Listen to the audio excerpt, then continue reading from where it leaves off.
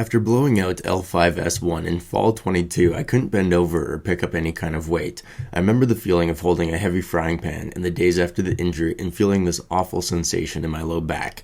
The good news is, although it's a serious injury, if you take it seriously and you're patient and you still go to the gym every day no matter what, and you just do what you can and go slow, you can make more than a full recovery. This video is taken in spring 23, a full 6 months after that first video where I couldn't even bend over.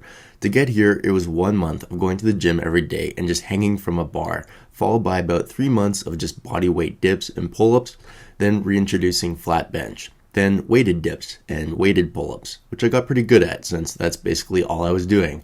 And then only at the 6-month mark, finally feeling confident enough to try pulling from the ground again. But I'm not gonna lie, it was a little freaky thinking about those soft tissue scans that I'd seen, showing the rupture in my spinal column and the disc material spilling out the back between the vertebrae while bending over and trying to pick up something heavy again. Even what I would consider lightweight now, a full 3 years later. Squatting took the same amount of time. When I finally felt confident enough to get back into it, I'd lost so much leg strength and size, which prior had been a strong point of mine. Here's a video showing how weak my squat was.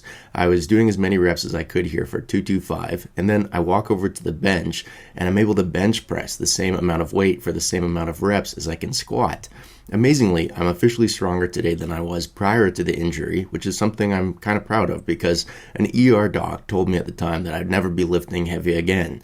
You need to be 100% confident the injury is healed over and it's all just thick scar tissue back there before you try pulling from the ground again or squatting again. This thick scar tissue will cause problems of its own, mobility issues, but for the love of God, it's better than re-injuring yourself.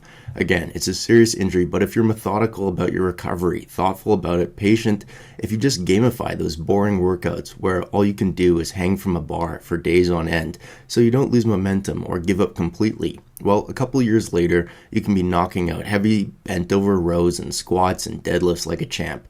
Just be careful and go slow. Think, I want to train for the rest of my life. I can sacrifice the next 6 months to a year of gains and take it slow in this period of recovery to ensure that.